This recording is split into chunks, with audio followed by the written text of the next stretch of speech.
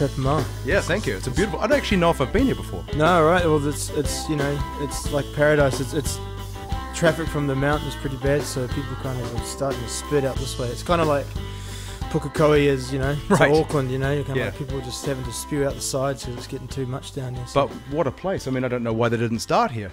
Yeah, exactly. Just looking at the coast as I drove in, you know. Yeah, man, it's a beautiful spot. In the blue of the water, it's crazy. Yeah, bro. Yeah. So have you always lived in Papamoa? Always lived in Tauranga, yeah. So I was born and raised here, and then kind of been away and come back kind of thing. Right. This is home. This is home, yeah. Yeah. And was music always part of your life? Was it? Yeah, for sure, man. I was brought up with the old man playing music, and he was a country singer.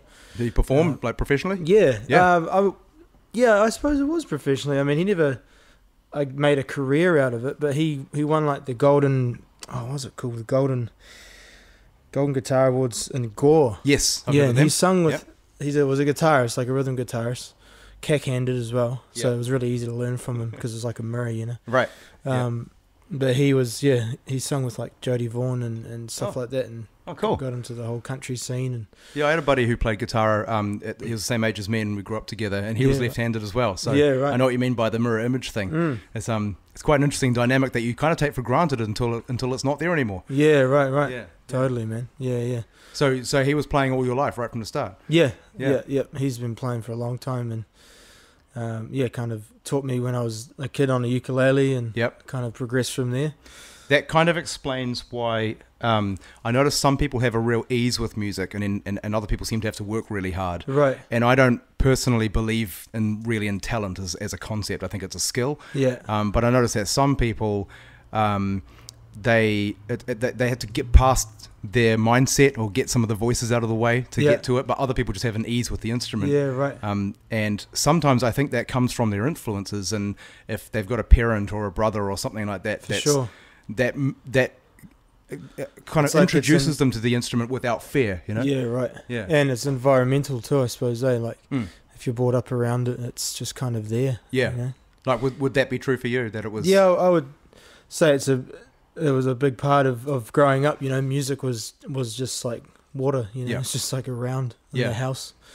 And totally agree with you. It's a skill, and it's you know, is it nature, is it nurture? It's like that's such a really interesting topic, man. I really vibe on talking about that kind of stuff. I've had many debates on it. yeah, I bet. Yeah. I bet. I think I'm with you in the sense that it's like, yeah, sure, it can be environmental, and you can be brought up around it, but at the end of the day, if you want to do it, it's that next level of like playing, you know, club rugby to being an All Black. It's like you don't. It's actually work that you have to do to get to that place, you know. I mean, I feel like the people who really insist on the idea of talent are the people who don't play. Right. You know, because if you've gone through it, then you know what it took. Yeah, exactly. And in some ways, it's almost dismissive of the work that a musician puts in, because it's kind of like saying, well, you found it easy. Yeah. It was easy for you, you know, which we all know it isn't easy. It's not easy. Yeah, you're totally right, man. Did the idea of pursuing music click early, or did you sort of just trip over into it? Or I mean, it's really hard to say, because I suppose because I've always done it, it's kind of like it's all I know, you know. Yeah. It's like I don't know what I was going to do outside of music, you know. Once I kind of got to that age where I've probably 11, 12, 13, you know, that age, it was clear that I was going to become a musician, right? You know, at the time, and that's what I definitely wanted to do, you know. Like I was only starting to get into singing then. I sung, you know, kind of for the necessity of playing the guitar, really. Right. Yeah. And then you sung for the necessity of playing the guitar? Yeah. I was the other way around. Yeah. I played the guitar so I had something to sing over. Yeah, right. There you go. It's funny, man. Like when this whole L.A.B. thing happened, I was perceived as a singer, and I'm not saying I'm not a singer. It's just that it was an interesting kind of flip in my head, and it's like, oh, okay, so people think I'm a singer. You know, like I've always thought I was a guitar, you know, which I am a guitarist, but you know what I mean? It's like, I think of like Jimi Hendrix and Stevie Ray Vaughan. I don't think of them as singers. Right. You know, they sing for the necessity, you know, no one wants to listen to a guitar for 10 hours. It's like someone's got to sing something, but you know, they got great voices. And Well, it's interesting because Jeff Beck is someone who's never sang. Yeah, and he's one of the top guys too. Incredible guitar player. So good, man. But I wonder if how his career would have looked if he was a singer as well, because you can't really name a Jeff Beck song, you know. No, right? But you can name his playing as soon as you hear it, eh? Oh, it's so signature. Exactly, it's got such a sound to it. Yeah, man. We did a gig supporting him years ago. Oh, wow! And did you meet him? What was that? Did you meet him? Yeah. And he just had the most bizarre setup I've ever seen. Like, he had all his amps pointing backwards, so he was listening to the back of his amps. Wow. And he had a stand on the stage with a kind of dish at the top. Yeah. And it had talcum powder in it. Yeah, for his... and he dipped his fingers in it. Yeah, right, because he sweats. He must sweat or something. Yeah, and of course was it full grip for his whammy bar? I didn't quite work it out. I mean, he doesn't use a pick, so he's always... he does that thing they call pulling the notes. Yeah. So he sort of plays like that. The listeners can't see, but... Yeah. I don't know how the talcum powder helps that, because in my mind, it would get all the hardware full of fucking talcum powder. Yeah, right. Totally, yeah. I guess his tech's not very happy about it. Yeah, I don't know how that works. I'm pretty sure it's a grip thing, because he must sweat or something, like talcum powder dries your hands out, right? Yeah, right. Yeah. And the other one is putting your hand in, not Vaseline, what is it? Spirits, and that hardens up your calluses, Did you ever do any of those tricks? No, I never tried it. Yeah. Maybe they're just old wives' tales or something. Yeah, I kind of thought it was a bit of a cop-out, like just toughen up and keep practicing. Yeah, hard out. Yeah, I love Jeff Beck, man. He's that whole Crossroads thing that Eric Clapton did, and he brought out all those DVDs. That's kind of where a lot of my, I suppose, learning came from, was watching DVDs. Right. The first G3 that ever came out. Yep. In 1996, I think it was, with Eric Johnson and Steve Vai and stuff. I've got all of those DVDs of the Crossroads festivals. Yeah, same. And it was great, because I probably knew maybe a quarter of the players at the time. Right. And it opened me up to all sorts of stuff. That's where I discovered Jeff Beck. Right. Like, that was the first time I'd heard who Jeff Beck was, and when he plays that, because we ended as lovers, it's like, oh my gosh. That's where I got into Vince Gill, who blows my mind. If I ever want to just feel ridiculous, I watch Vince Gill. Yeah, wicked singer, wicked country player. But he's so clean. Yeah. He's not hiding behind anything. Nah. Just perfect control, perfect technique. Yeah, man. Yeah. So it's interesting that a lot of people find their ambition sort of seems to click with music around the age bracket you said before, 11 to 13. Now, for me, it was very much that time too. Yeah, right. Yeah, I don't know whether it's something to do with where you are in the process of growing up. Yeah, right. But do you remember a moment that kind of knocked it into line for you? Or is it blurred? It's a bit of a blur, man. I mean, I guess when I left school at 15, so I did a Polytech course here in Tauranga, and I suppose that was that was probably a moment that was quite poignant, because I had to have a meeting with the principal, right? Because the principal and my old lady's a teacher at the school I was at, the college I was at, and we sat down and they're like, okay, so you're going to take Joel out of school before the legal age, because you had to be 16 to leave school, but I was turning 16 the start of the following year, right? And so I technically wasn't enrolled in Polytech until I had turned 16, right. And they then officially enrolled me as a student. But that was the kind of point, do I do 6th and 7th form, or do I go and do this Polytech course, which would replace my 6th and 7th form? It still meant I could go to university at 18, at the same time as all my school buddies, but just meant I was doing music and music production and stuff instead of doing English and maths. And all I needed was level 1. At the time, all you needed was level 1 to get out of school. Right. Now it's different. You need level 2. So, it just worked out, man. So that was quite a turning point. And that first year at Polytech, I went to the States. Yep. And did a 2-week summer program at the L.A. Music Academy. And that was another kind of like, oh, wow. You went there by yourself? With my mum. Yeah, my mum came with me. We did a fundraising gigs, made money to pay for the flights. Yep. It was like 1,500 American for the 2 weeks. The first week you studied like blues, jazz and funk, and the next week you studied like reggae, fusion and Latin or something, Yeah. You got to record a song at the end of each week. Wow. Yeah, we got taught by like Philip Bino, the bass player from Steve Vai. This guy called Dorian Holly, he was Michael Jackson's vocal coach. What? Just incredible dudes, man. Michael Jackson needed a vocal coach? Yeah, well, yeah, totally. I mean, he worked. He was his backing singer as well. If you watch I think it's the Bad tour, or most of the tours that Michael did. He's on This Is It, the documentary about Michael, and so those kind of cats were just rolling around, teaching us kids all from around the world. It's like it's kind of like the Berkeley thing, but it was in LA.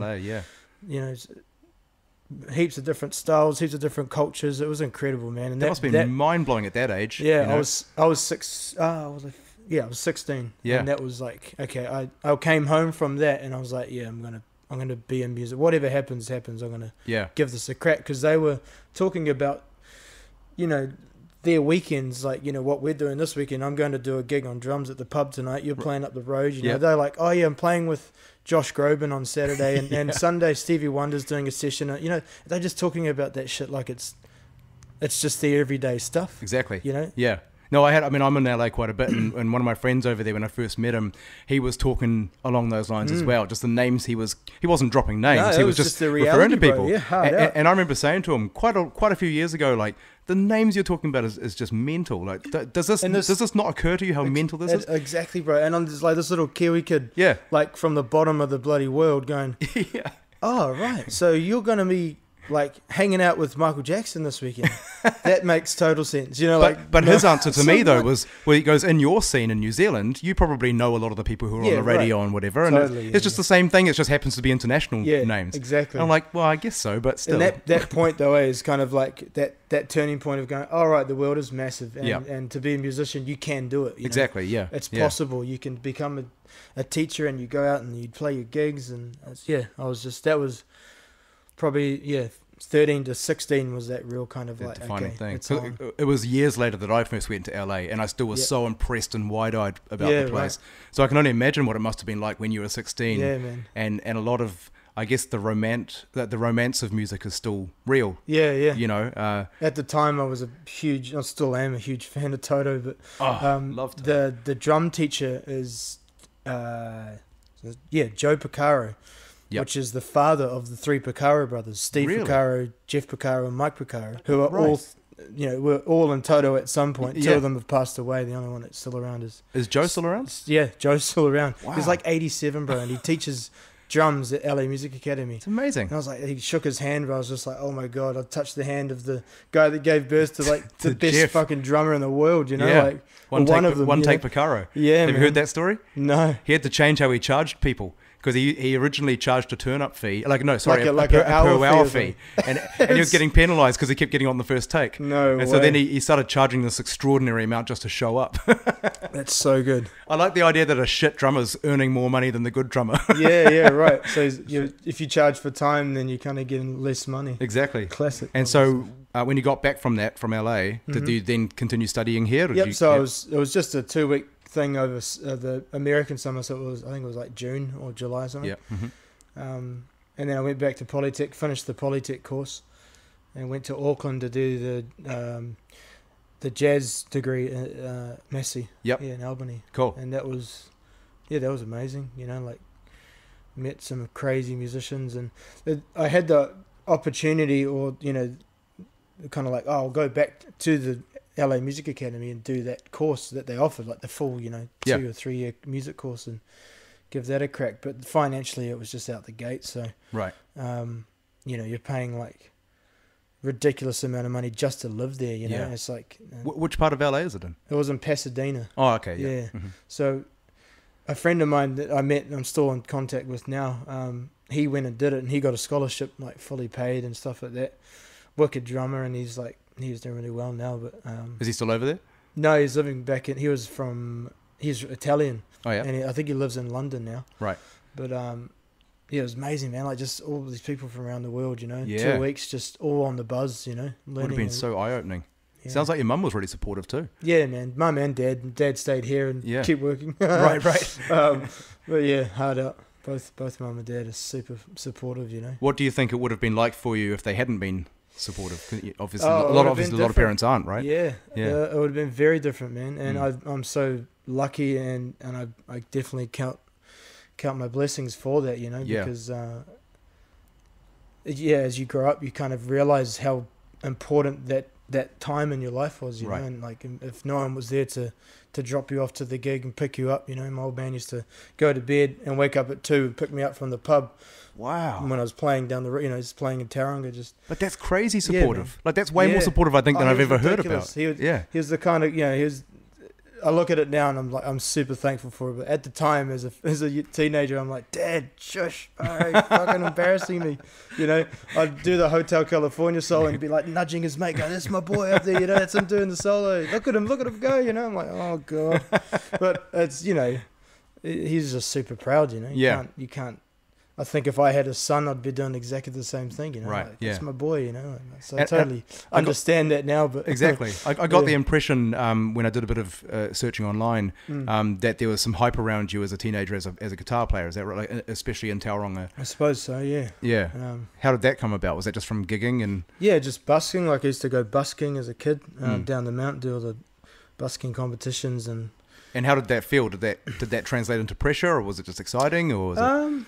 No, I think, it wasn't a lot of pressure, you know, like, as supportive as Mum and Dad were, they were definitely, they let me do things on my own terms, you know, and I think I'm thankful for that too, because, man, I've seen parents with their kids and they say things to their kids, I'm like, my dad never said that to me, like, super, like, you must and you have to, and if you don't, you know, I'm like, Dad was just like, yep, what do you want to do, you know, and he's right there and just supportive, you know, and, both parents, you know, both Mum and Dad were like that, and I hear more of the other scenario most of the time these days. You know, totally, man, and it's super unhealthy. I think I mean, there was certainly a lot of discipline from my parents, you know, but at the same time, there wasn't that pressure to be like, oh yeah, you know, you have to do this, and if you don't, you know, it's just like, it's pretty cool. I don't understand it. I mean, I was having a conversation the other day actually, where we were saying it's weird how some parents, they give you life, but then they don't let you live it. Yeah, right. You know, the idea that you must have this kind of job or have this kind of career or whatever.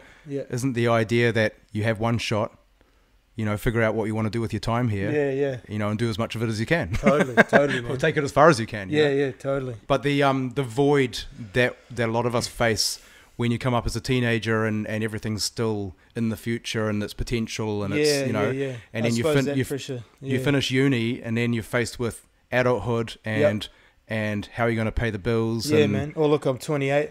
Oh, no, 27, 28 next year, and sitting here, you know, living with the old lady and living the dream, really, you know, as a musician. But the reality of the whole situation is, unless I get a day job, you know, and if I play covers every day outside of doing L.A.B. stuff, there's no way I could live anywhere, pay rent regularly or anywhere else, you know, because it's just the nature of the game. I mean, yeah, sure, a lot of that is, I could change that as, you know, and go out and exactly as soon as you wanted to, as soon as I want to, but I suppose that's the support, you know, I have of Mum and. I mean, Jesus, where you live, where we're sitting now. Where else would I want to live? I don't know. I don't know if I'm going to leave. To be honest with you, you got a spare bed? Yeah, hard out. Yeah, this place becomes a hotel around this time of year, right through to March. I can see why. All the boys come and crash on the floor. And is it something you've thought much about though, that side of things, or is it not? What's that? The you know, as you've transitioned into being a grown up and you know, worrying about how the career is actually going to work out pragmatically. I think I made a conscious decision. Like, after I went to university, I went overseas and did the whole UK thing. And my old man got crook. So I came home. So I did the whole family thing's real important to me, you know, and I have to, it's one of those things, like, you know, leaving the nest is quite hard. It's just, I'm an only child, so it's just my old lady. And so it's a bit of a touchy kind of like situation. And the whole kind of, you know, making a living out of music and that pressure itself, it's not that I don't want to go and do cover gigs or anything, or because I'd still do them. I love it. I love playing anything and everything. It's just the nature of what's happening at the moment is like, well, if I hold tight and just keep pushing that, you know, keep watering that garden, hopefully it'll grow enough that I can get my own place and buy this house or something. I don't know, you know, it's just it's just one of those situations as a musician. I think a lot of us find it hard to face the reality of life sometimes because of what we do, you know, and Well, I think there are a lot of ideals that float around, you know. Yeah. I mean, there's ideals outside of music, obviously. Like, you're not successful unless you've got ABC, you know. But I think also surrounding music, when we think of, I mean, when people, you know, hear that maybe you don't have a house and a whatever, lots of money, but you're on the radio and you're playing festivals and things. They're like, what? That's the pressure of society I'm talking about. Right. You know, I'm not even talking like I don't give a shit, bro. And exactly. I'm just living. I'm just. It only matters if you compare yourself to the idea of it. Yeah. And so what happened next? Like when you got back and you so I got back and stayed with stayed here with the old lady, and looked after Dad, and then after that, when he passed away, I was just like, man, I'm gonna bite the bullet and follow. Like I had a covers band and that I was running and really loved it. You know, like we were just a 3-piece. And I did that for 7 years. Yep. And right through like my teens as well, I was playing in covers bands and originals bands, and you know, so many people that I got to jam with, which was amazing. But yeah, that from 16 right through to I was about 22, 23. There was a break where I went overseas, but I kind of forced to come back. So put the band back together and just kept playing, kept doing gigs, weddings, and you know, corporate stuff and pubs and stuff like that. And how does Barracuda come into all of this? Yeah, so that happened. When did that happen? That happened when I got back from overseas. And it was about 23. I think when that happened. And that was great, man. Playing with that band. Holy crap! How did you know them? I didn't know them really. Right. Oh, how did that happen? Far out! You've tested my brain here. I think Alex, the bass player, he hit me up, and then I had to turn him down because I was like, oh man, I'm kind of stuck in Tauranga, you know, at the moment with family stuff, and he ended up hitting me up again, and at the timing was right, so I went up to Auckland and auditioned, and he said, and it was only about 6 months, man. I think I did 4 gigs with them. Right. Okay. You know, we didn't do any recording. We did a couple of writing sessions and stuff. And you were a singer with them, yeah? Yeah. Were you playing guitar as well? Yep. Yeah. Cool. Yeah. Play guitar as well. But I replaced a guy called Richie, who was the main kind of singer songwriter, and he was living in Germany at the time, I think. Right. Because quite a big band, eh? I could never quite get my head around. 9 of them. Yeah, that's what I thought. Yeah. James lives down here now in Tauranga. James, the percussion player. And is Alex the one who started it and he ran? James actually started it. Oh, and right. then Alex kind of took over the band as like one of the main guys that ran it and stuff. Yeah. It was an awesome time, man. So was that the first band that put you into some of the bigger gigs? Absolutely. Yeah. Yep, and definitely.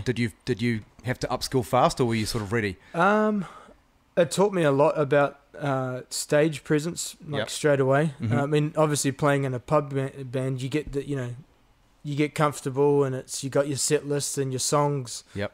You kind of do the work. It's definitely a great place to woodshed stuff. But as soon as that stage gets bigger, man, it's like it's a different thing, game, different animal. And you're playing music that nobody knows. Right. That was the first, I mean, obviously I'd played in originals bands, but not on that level, you know. Yeah. And standing there trying to okay, I have to not just play the song, but really play it like it's my last time I'm going to play it. That's a great way of putting it. You know what I mean? Because none of these people know me, or the song, or the band, so you have to really upsell, you know. To work for it. Because when you're in a pub or something, you can't actually move most of the time. Exactly. When we play in a pub, you're like, oh my gosh, my amp's that far away. It's a luxury.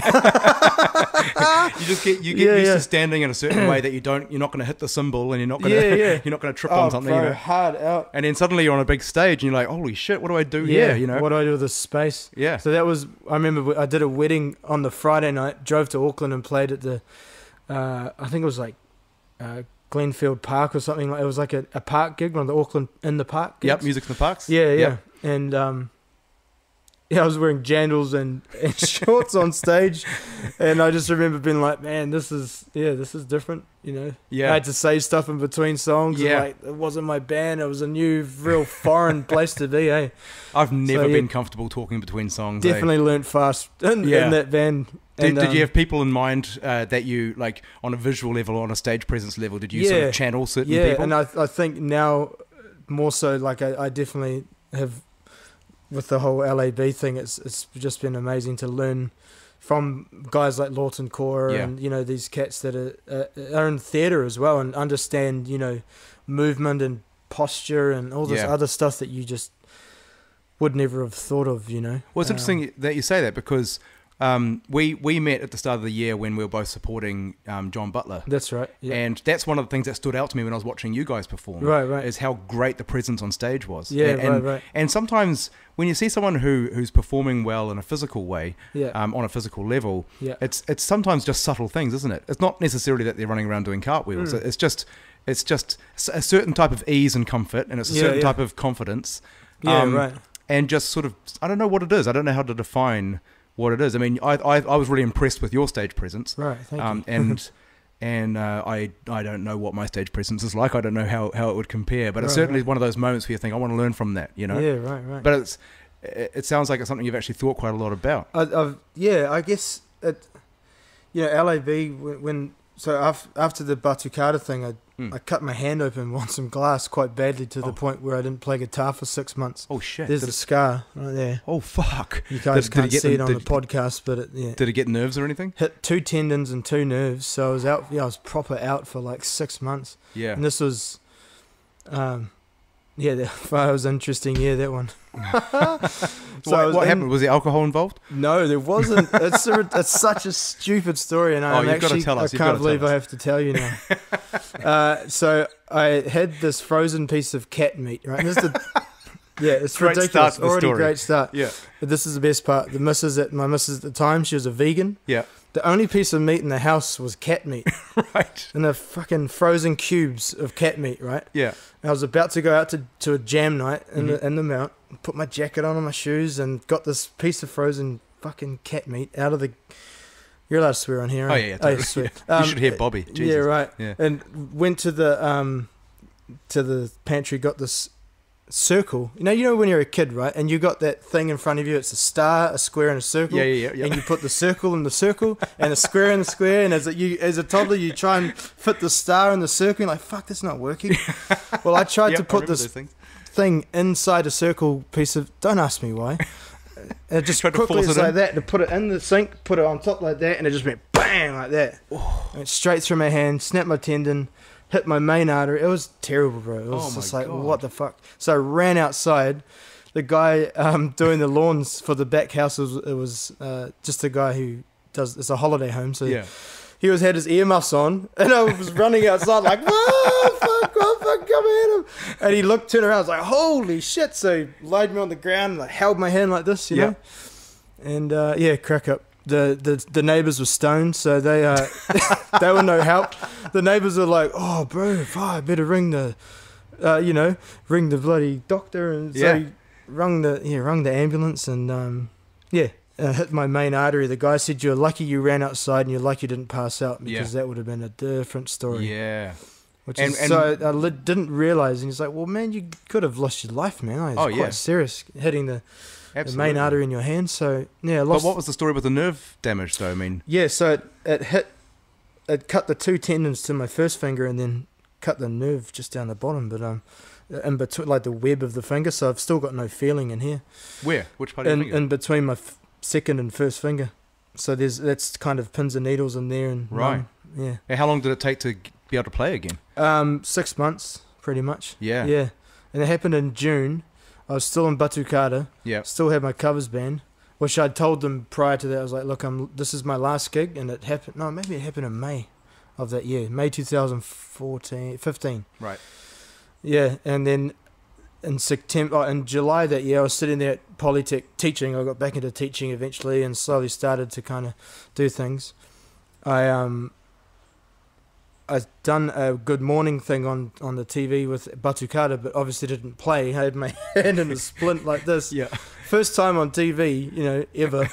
7:30 in the morning, drugged up to the days, singing this song with a couple of songs of Batucada, and that's where Brad saw me on Good Morning show, and then he Facebooked me about 3 days later and said, hey bro, just saw you on Good Morning and really dig your voice, and would you be keen to record a song? And and that's how that started. And that's how that all kind of unfolded, And that was, still had the stitches in, still was doing rehab, hadn't played guitar yet. I was kind of real nervous because his assumption at the time, he knew later that, he's that guitarist, like he'd figured out that I was a guitarist, but the initial kind of thing was like, you're a singer. Right.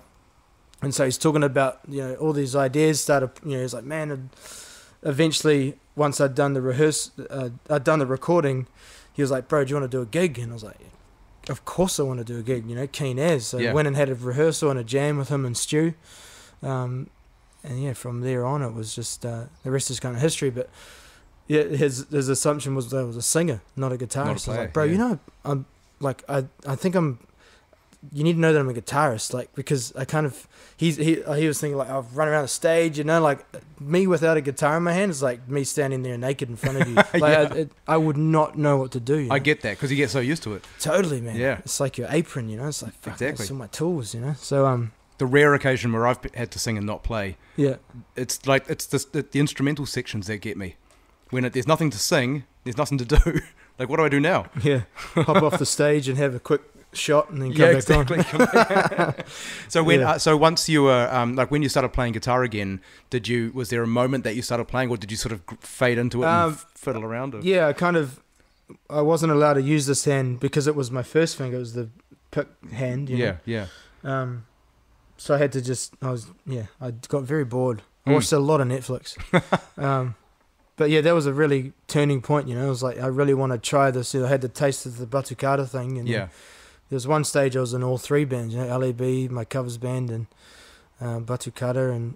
And did it change your feeling towards guitar playing at all? Yeah, it did, big time, because I used to do a lot of, I wouldn't say hybrid picking, but I got right into like Johnny Highland and all those country, Brett Mason, I don't know if you know those guys, heaps of country stuff, heaps of chicken picking and stuff, and I just use my first and second finger. Right.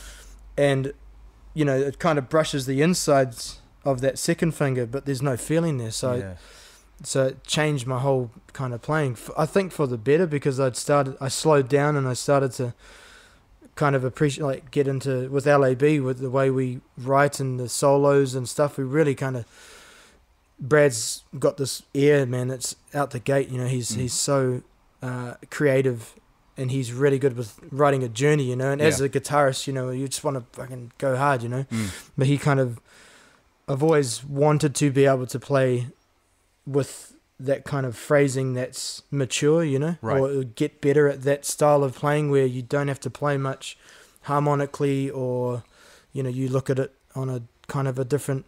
On a more musical level. Yeah, it's a real kind of hippie, organic kind of thing to say, but it's trying to just write a story in the solo and have peaks and troughs and not just hit the floor running, this. And that makes perfect sense. I don't think that sounds strange at all. I think that makes perfect sense. Yeah, so that was, with the hand thing, it kind of helped me slow down. That's interesting, because I had an issue with my left hand, or left arm, that started maybe 2005 or something. I was doing this gig, and it was just, we're doing a duo 2 acoustic guitar thing. Yeah. And my arm basically just shut down, and I had temporary paralysis. Shit. It shut down for like an hour and a half. That was the end of the gig.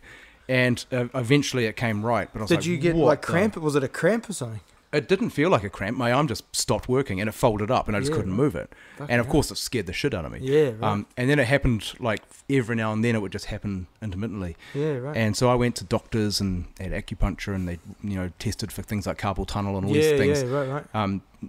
No one could figure it out. Went on for years. Crazy. And I remember I was on tour with Tommy Emmanuel and asked him, have you ever had this? Because obviously he plays all the time. Cusick too, right? So his forearms are made of steel. And he said, it sounds like you're playing too hard. He just straight away, he goes, I don't know what it is, but it sounds like you're playing too hard. Ah, wow. And then I was in a conversation with a guy that races motorbikes, dirt bikes. And he goes, oh, I know what that is. It's motorbike wrist. And I'm like, what's motorbike wrist? And he goes, you just hold on tight for fucking, for long periods of time, and you just lose the circulation. Yeah. He explained it better than that. I guess that would come in a lot of, like, I find on my picking hand I get like that sometimes, right. The whole kind of arm just like, Yeah. Well, I just got to breathe, I was definitely an aggressive player. And I think it's one of those things when when you're playing as a teenager and, you know, maybe you're playing with musicians who aren't necessarily as tight, but you're the front man, you're trying to keep the band in. Oh, bro. So I was driving the band, Tell me about, I know exactly what you mean. And so I laid off my technique. I'd say it's a trio. Did you play in a trio? Yep, I've done loads of that, So trio playing, that's one of the, I've learnt so much about the guitar in the past. Just always learning about things, but in particularly about, you know, trusting the musicians you're with, you know, and that, you know, I totally know what you mean by like driving the band. You're like, man, you guys got to, you know, follow me, the rhythm. Like, this is the time, this is the feel, this is the tempo, this is the groove, you know? Or trying to remind them of the arrangements. Bro, I used to snap A strings. So did I. All the fucking time. A strings, for fuck's sake. Yeah. You know, like, what? But the interesting thing is that I thought, okay, I'm gonna try and find the silver lining in this. So this is an opportunity to improve my technique. Yeah. So I got to work on it. The problem never happened again. Yeah. And I stopped breaking strings. I can't think of the last time I've broken a string. I'm the same, bro. I haven't broken a string in a long time. I noticed that I'd go into a solo. I mean, the problem I'm talking about was throughout my playing. Yeah. But on solos and lead playing, I would just go like to 10 straight away. Yeah, right. Be fast, fucking the whole thing. Yeah. And it gives you nowhere to go dynamically. Totally. Yeah. So then I started to think, okay, let's think about this as more of a plot, like a movie plot. Yep. And it's that whole kind of improvising is such a touchy subject. You know, talk about touchy subjects with like trying to sit there with the creative and be like, hey, well, you should try it like this, and you're like, well, no, I hear it like that, and it's like there's somewhere somebody's got to bring the wall down and be like, okay, let's give this a go. And I guess you have to obviously be inspired by the person that's telling you what to do, or be willing to learn from that person. Absolutely. And I think you all need to be there for the same reason. And I think if the musician is there with their own agenda just to showcase themselves, it's only a matter of time before it blows apart. Yeah, totally. You know, but if the band's there to collectively come up with something, you know, the end result's about the band or about the show or the song or whatever. Totally. Then you all play the part that best serves the song. Absolutely. You know? That took me fucking so long to learn. Yeah. Like being a guitarist, you know, I would say a guitarist. We're all into like, you know, all the different techniques and all the different and stuff. Players, and you know, and then you start listening to songs, and like you start listening to Lenny by Stevie, and you start listening to, you go back and listen to the stuff you were inspired by. Yeah. And you're not listening to it the same as you were as a kid. Go, oh my God, that was so fast on learning. Right. I listen totally different. I think because I'm writing songs now and becoming, you know, more of that, working on that side of my playing. Yeah. Were you not so much into writing songs before? Not really, no. Right. So that's more come on with L.A.B.? That's coming in my 20s, yeah. Yeah. I mean, I played in a band called Moogafuga for a while. That was like an experimental, pretty out the gate stuff. Like, I don't know if you know Wayne Krantz. He's a New York jazz guitarist, but plays a Strat through a Marshall and plays real ruthless. He's an incredible player, man. Cool. Like,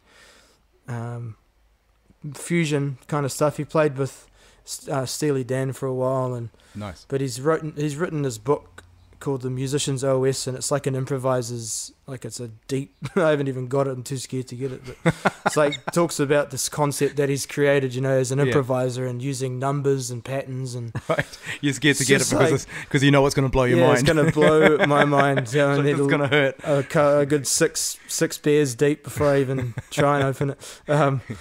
But yeah, so we kind of experimented with writing in that band for sure, you know, and that was kind of the first.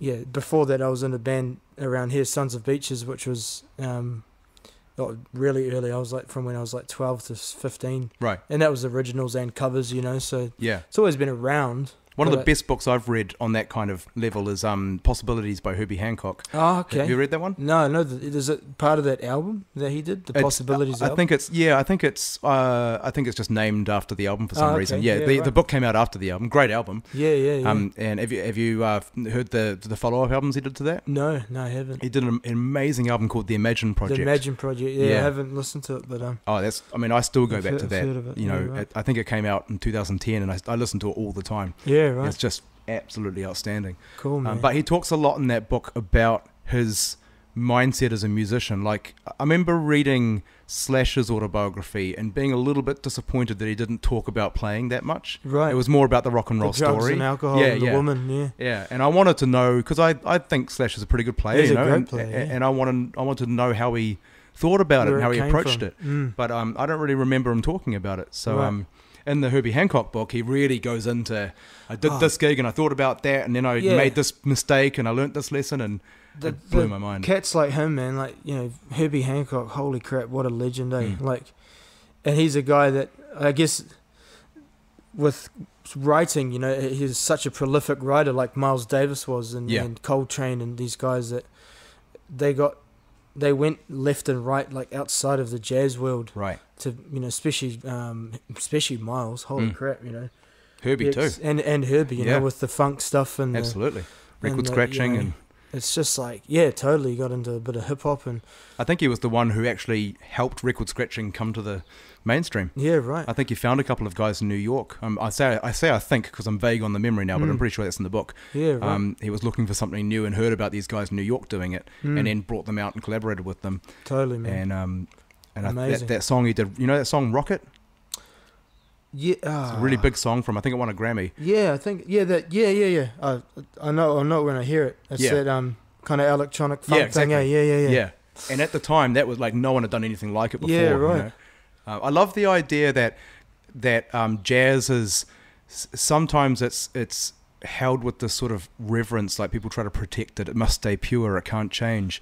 And then you got the people from the outside, which is the fun part too. Yeah, but jazz in itself is full of people like Miles Davis and Herbie Hancock who did nothing but break the rules. Totally, yeah. You know, they used it as a tool, you know. Yeah. It's like, oh, this is a part of music that's pretty fucking out the gate. Exactly. Let's add it to this funk idea that I have over one chord. You know, it wasn't about playing a billion chords or anything, although they both could. They could do anything they want. The thing with Miles in particular, he could write melody, and that's where jazz gets me, man. Is like the melodies and those ballads, you know, like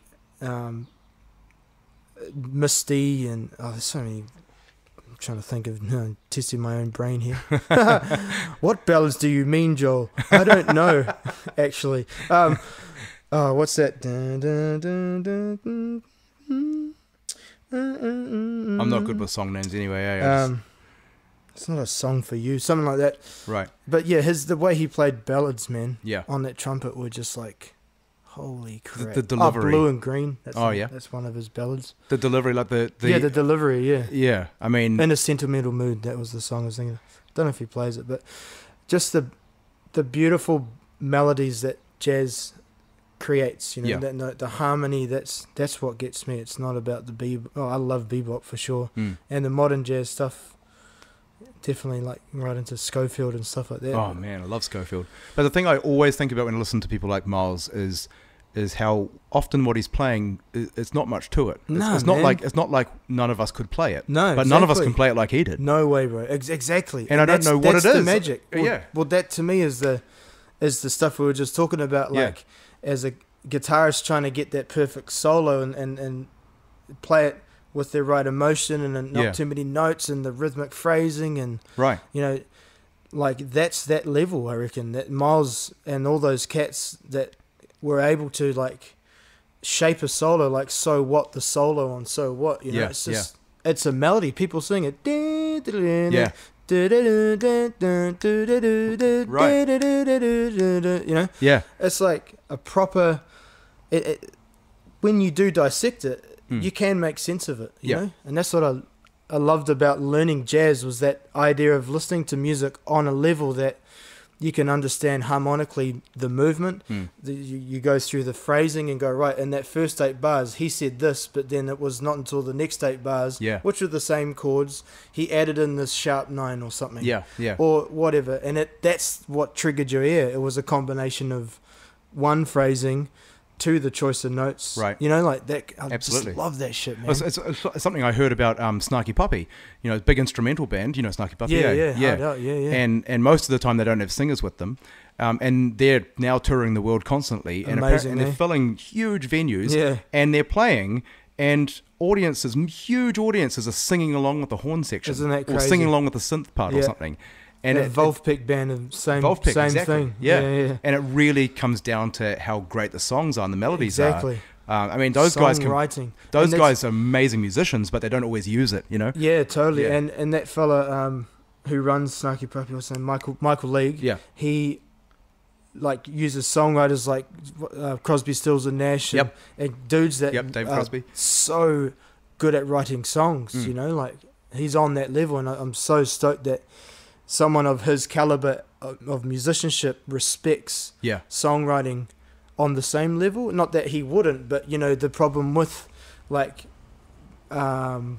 with jazz police or jazz snobs or jazz whatever you want to fucking call them, I know what you mean, is like you gotta, the melody and the song is what is important. That's right. I don't care how fast you can play anymore. Like I'm at that place where I'm like, if you can't get me with 2 chords and 2 notes, then you're not doing it right. That's right. And I'm not doing it right. If I'm guilty, you know, for that. Yeah. As a musician, is like, can I play this 3-chord song with this and sing it with the right emotion, sing it with the right meaning? And it's like, Michael League is, for sure, Snarky Puppy can go to that place, you know, which is like so technical, you're going, what the hell's going on?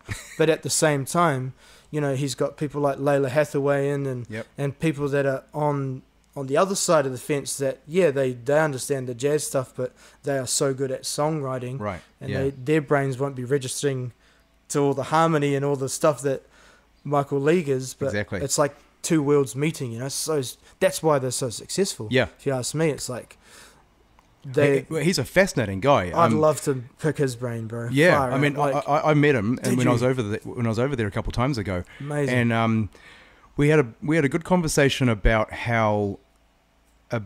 the business side of it as well, because he nails that shit. He nails it. Yeah, I mean, he's basically set up his own record company. Yeah. And a touring company, ground up. Yes, and right. And it's almost a defiant. It sort of feels like a punk movement in a way, because it's kind of like, fuck you to all the big companies that have shafted us for all these years. We've had a couple of the Snarky sort of family on the show before, and they've always talked about him being like in the early days of touring when they weren't making money yet, he was making sure everyone was taken care of, really looking after people, real people person, eh? And he gained loyalty from these people, and respect, you know, exactly from the industry. And now, of course, his career is really working out for him, you know. But he's I don't know. It's just really refreshing to see one of these success stories on all levels, you know? And someone like him who's a killer songwriter and musician, but also has his shit together behind the scenes. On the other side of which all of us musos are genuinely absolutely fucking terrible at. It's like an example for us to look up to. Absolutely, man. I mean, there is something wrong with our culture a little bit. I mean, it's funny, but it's also kind of fucked up. That whole rock and roll thing, the whole thing about getting loaded and falling down and being self-destructive and all of that. Like, it is funny, but it's also not really what we should all be learning from. No. You know? I think there's a shift in the industry in that sense. Yeah. Because of the information now that we have about these people that have, one, either died, two, completely drug fucked, or 3 have come out the other side, like Joe Walsh, for example. One of my biggest, huge fan of his playing, his quirky songwriting, his everything about him, you know. And he cleaned up down here somewhere, didn't he? I don't know if he got sober here, but he got sober. He's been sober for a long time, you know. Yeah. And I heard that he was down on the coast here somewhere with the Herbs.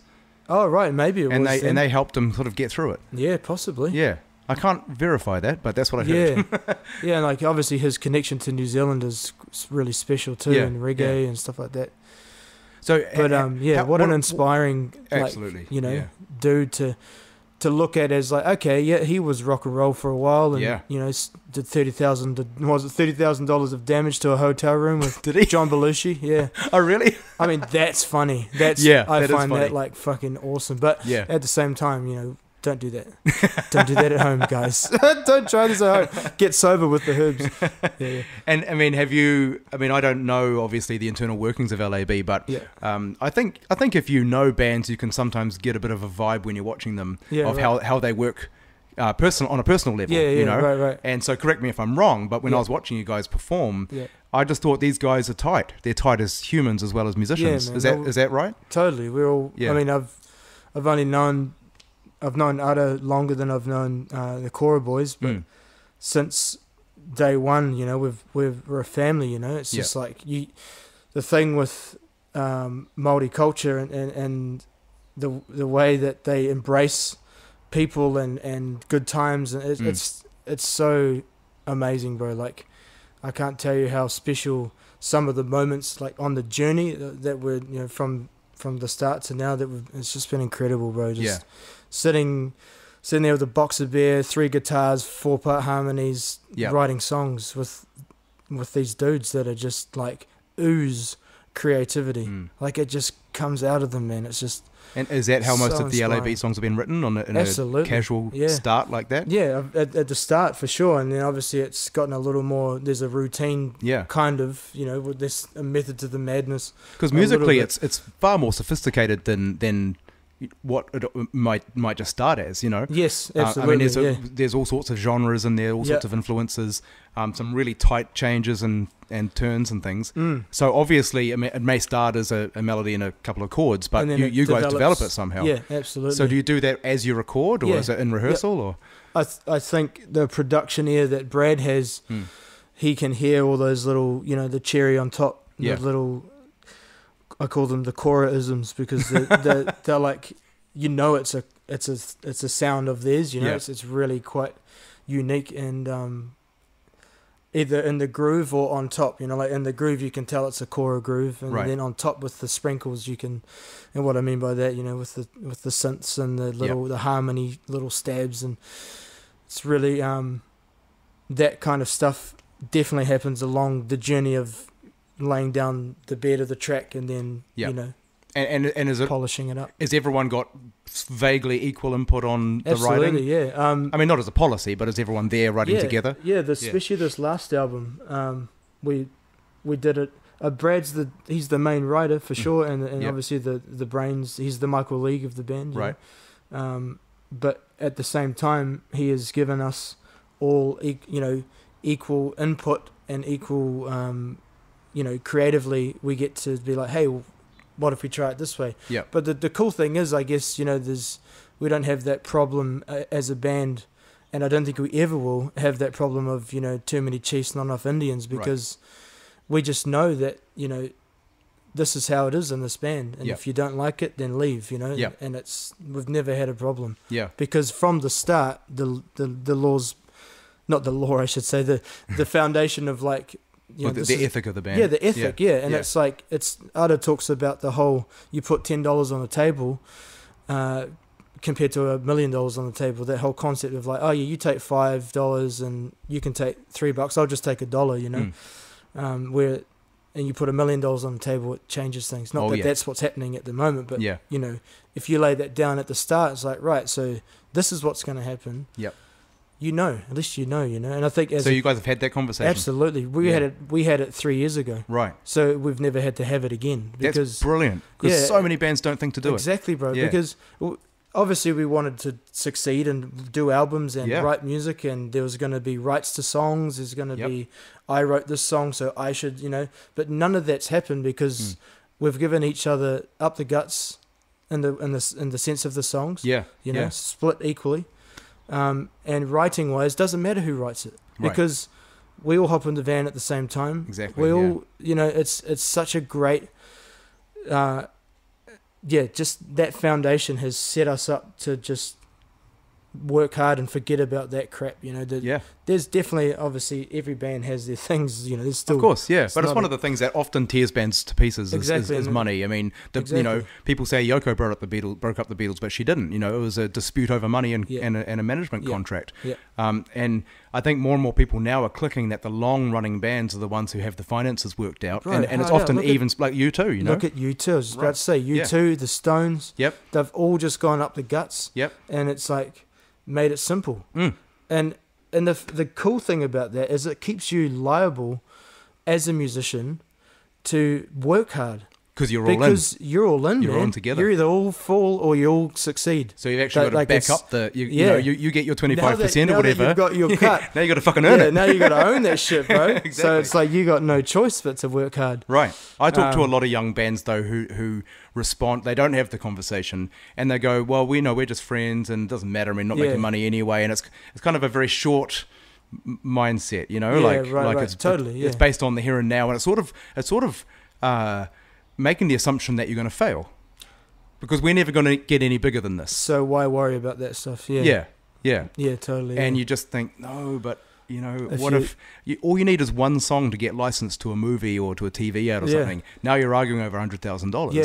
You know, and what should we do with it? Wow, you should have sorted that out when you had $10. So, I mean, how did you guys get that shit together? Is that just from experience? Absolutely, yeah. You know, not from my experience. Oh, I've had experiences with band, but I haven't been in Catch a Fire or Cora before. Right. So they have definitely learnt from the highs and the lows of that. Yeah. You know, and brought it into this band. Yeah. Which is just a blessing, really. Yeah.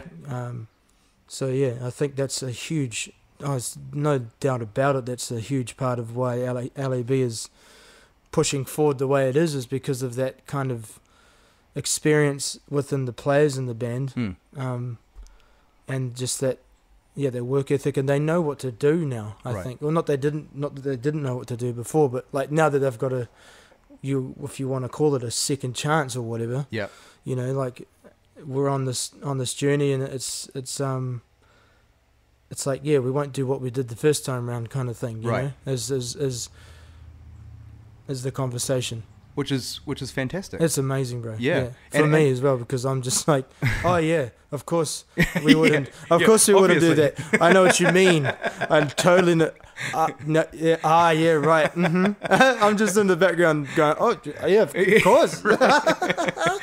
Yeah. I mean, a lot of musicians talk about money like it's the opposite of creativity. Like, someone who talks about money or talks about an agreement, that it's somehow selling out or it's, you know, anti the arts or whatever. But I've always had the opposite view. I've always thought if you're a painter, you can't paint if you don't have canvases and brushes and paints, and you know. That goes back to what we were talking about, the nurture nature thing, and like, is it spiritual? Is it, you know, which I do believe it is a little bit of that. Right. But that whole thing, to look at music and you know, commerce and art, and it's like, no matter what side of the fence you're on, you need both to succeed in the creative industry. You have to be good with money, and you have to be a good artist. Absolutely. Well, if you aren't good with money and you have success, someone's making money. Someone's getting the money, and it's not you.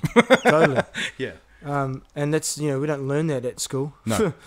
But if you do have the conversations you guys have had, and it's worked out before it all goes wrong, as you start, then when you enter the rehearsal studio or the recording studio, it's no longer affecting the creative process because it's done. Exactly, bro. Now you're just playing. You don't have those problems when you're just when you're trying to write, when you're trying to record. So it actually helps the art if you look at it like that. Yeah, totally. Yeah. Because there's nothing worse than being on the way to a great creative outcome and have it all implode. Turn to shit because of some fallout or something. Yeah. So I haven't heard the new album yet. How does? Haven't you? No, I haven't had a chance. It's only came out yesterday. 24 hours old, so exactly. I'm not going to say, "Hey, what do you mean? You're a bad person." No. But how does it? Is it a continuation of the first album? Is it a new direction? Is it? Because the first album was only 12 months ago, wasn't it? Yeah, we released that in November last year. Yep. So it's just over a year old, that album. Yeah. It's a quick turnaround, isn't it? That's last year's album. Old news. Old news. No. It's. I guess this new album is. Yeah, it's kind of. I don't know, man. It's got. You know, it's got the electronic element in this album has definitely taken a lift from the last album. If we were to compare the two albums, not that I really. I mean, you of course you do it as a musician. You compare. What did we used to do? Oh no, we do it like that now. Right. So I am going to compare it. Yep. We've definitely taken a step forward, in the sense of writing. I reckon we've like just enhanced.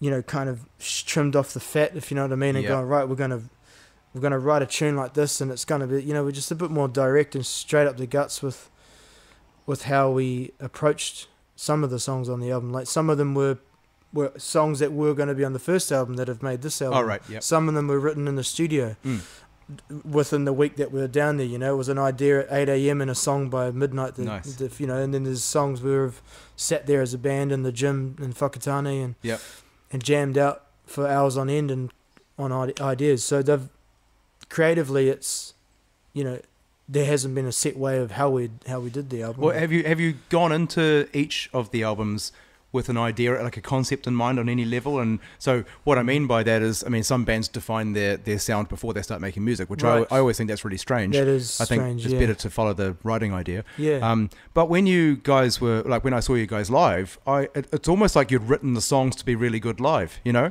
Yeah, like okay. they were written to translate well in front of a big audience. The thing with the first album in particular was that a lot of those songs were, I mean, we toured with Catch a Fire, the year, what year was that, 2016?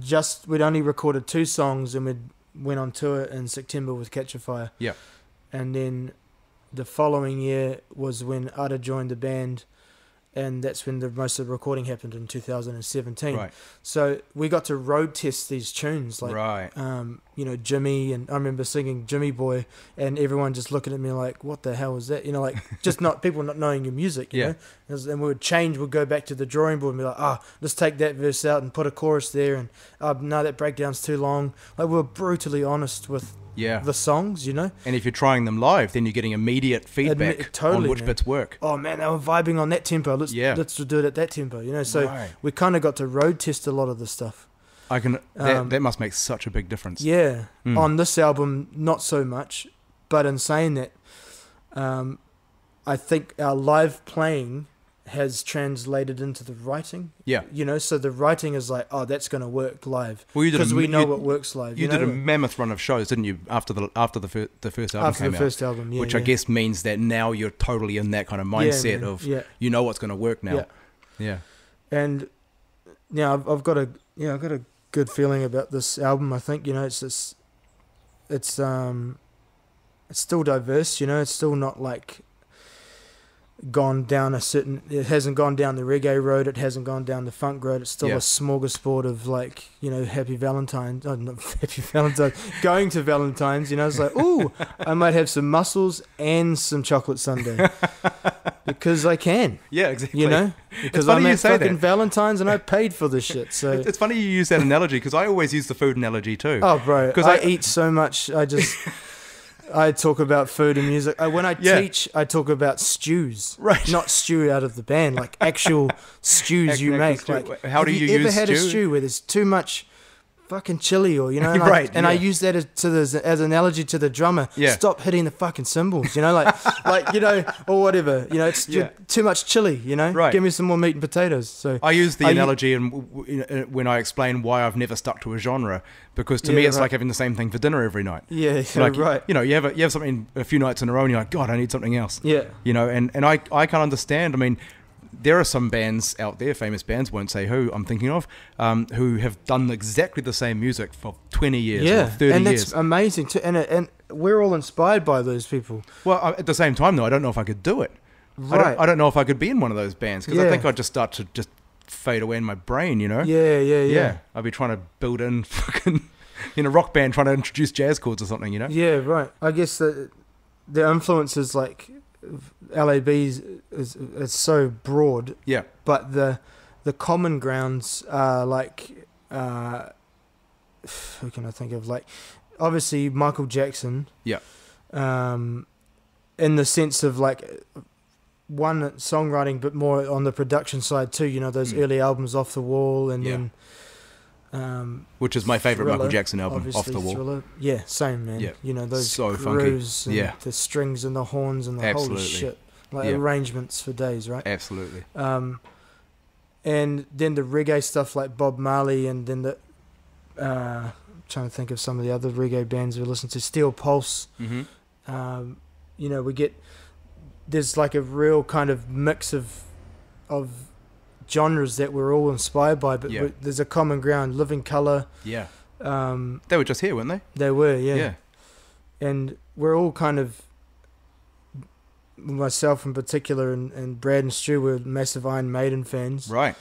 Different eras though, and it's just quite funny. Like, and AC/DC, holy crap! Yep. Your boys are right into AC/DC, and I was brought up with the Razor's Edge album and the Back in Black album, right? Because it was again with the Iron Maiden stuff. I was in a different era, even though I knew all the eventually, now I'm older, I figured out, the Killers album and Number of the Beast and stuff. But what about Prince? Because I hear some Prince in you Prince, playing. yeah, definitely. Yeah, and I David love Bowie. Prince. Yeah, totally. Talking Heads. Yep. And I guess the bands, like, if I look at the pop side of those artists, like MJ and Prince and Talking Heads and stuff, is they kind of, there were no boundaries with those guys. Yeah. David Bowie in particular. Yeah, exactly. Yes, they were heavy in the funk and heavy in the psychedelic kind of sounds, but you couldn't pinpoint the style. No, not at all. And that's what I love about what as we write, we don't think of it like we've got a tune that's going to be hopefully on the next album that's like fully Black Sabbath, kind of like 70s metal, early metal kind of influence, real thuddy drums and like scratchy, distorted, ugly sounding guitar, like trying to experiment with those tones and like find those sounds, there were just some artists that were absolutely unafraid to try things. Have you heard the first Prince album, the first ever? No. It's called For You. Okay. And I just bought it because I thought, I don't know what the first Prince album is. Is that the one he played everything? Oh, he plays everything anyway, but he played everything on? I don't know for a fact, but yeah, he might have.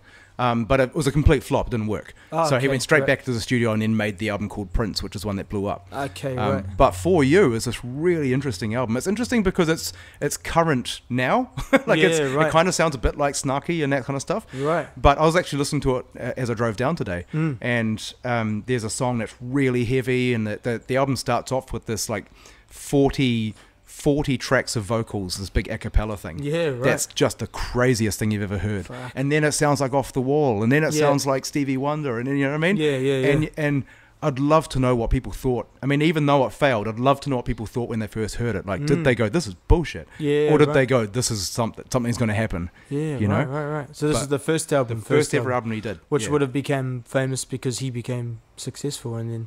Yeah, that's the only reason why we know about it. Because it was recorded... where did he grow up again? It wasn't in LA. He grew up. It was recorded wherever he lived. Yeah, right. And then he I think he did his second album in LA when he came out. Yeah. But anyway, yeah, I mean, I think that's also why the reason why you guys appealed to me so much is because I thought this is their own thing. This isn't riding the reggae wave, or this isn't. No. You know what I mean? This isn't even obviously Kiwi, and I don't mean that in any way, but a compliment. Totally. I like bands that have their own sound. Totally. Bro, and I don't know if that's. It seems like almost the most difficult thing to achieve in a way. Yeah, I think so. And I can also only assume that it's something that can't be discussed.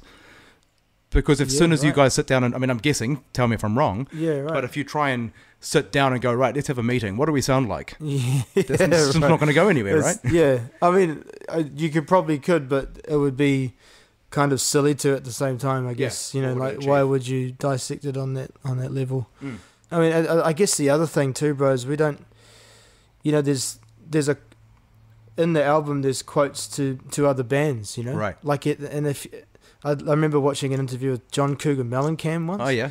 And he was like, if you ever say that you're not influenced by someone else or you haven't stolen something, you're a fucking idiot, And he's like, it's so true, man. Yeah. Like as a creative, you need that kind of like using your noggin instead of your heart kind of thing of approach of looking at your music. Right. Like take a step out of that kind of airy-fairy, creative, organic, which is a great place to be, and very important. But at the same time, can you step outside of your song and analyze it on a real level? Well, it's also, I guess, it's a vehicle or a tool to get your creative idea to come to life. Yeah. I mean, I experienced that myself when I didn't know as much theoretically as I probably should have. Right. In the early days, and I had these ideas, but I couldn't actually make them happen. Yeah, because I didn't know how to do it. You know, so I kind of had to upskill, learn more about music. So I could figure out how to do it. You know, totally. And I guess like talking about influences within the band,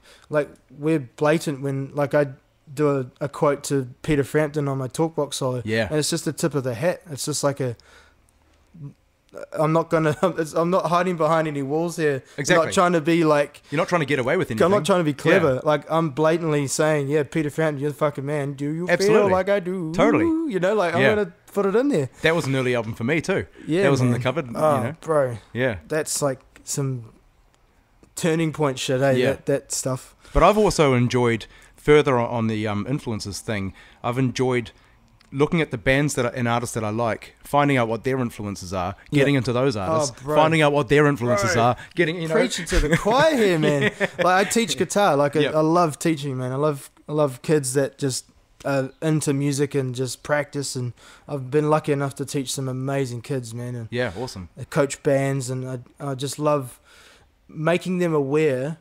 And not just kids, adults too. You know, I teach lots of different ages, but in particular, if you can get young kids into looking at guitarists on a level that see that solo there and that song. Well, he was influenced by L.A.B. and L.A.B. was influenced by L.A.C. and you go back and go back and go back and you find the source, and that's where the magic starts. And it all comes back to Robert Johnson, right? And it all comes back to Robert Johnson, yeah. And then there's this guy who there's only two photos of. Exactly. I don't know if he's real. They only recorded like 17 songs or something, 23 songs, whatever it was. Yeah, man. Yeah. And I love that journey of we're in an information world where that's like, how can you be ignorant to that shit? You know, it's like right in front of you. Yeah. Do the homework, you know? Yeah. And you're getting kids now that are playing Earth, Wind and Fire, like 11, 12-year-old kids on the bass, playing Earth, Wind and Fire bass lines. And it's like, that's the shit. That's what we want. That's like kids listening to Crosby, Stills and Nash through Snarky Puppy. Yeah. They don't even know that, but they don't need to know. But that's fine. But they'll However find they that get journey, there. you know? We all get there in weird ways. Totally, bro. Yeah. That's light bulb moments, hey? It's like, absolutely. Oh my gosh, that's from that. Like, well, Albert it's like King you know when you see a live show and you think to yourself, I'm never going to be the same again. Yeah, man. This has changed how I play. Exactly. Yeah, Changed I've had a few your of those approach. moments. Yeah. Oh, bro. What a great note to end on. We've actually had, I think the hour's flown by already. Holy shit, it's been an hour. Yeah. There we go. It's been fantastic. Thanks for making the time. And hey, no worries. Thanks for having me over. Yeah, bro. Come bring your surfboard next time. Go for a surf. Sounds good. I don't even surf, but I'll give it a go. Neither do I, but... Hey, whatever. We'll figure it out. 2 white guys stuck on the beach. Drinking beer, that'll do. Sounds great. Nice to chat. Thanks, dude. All good.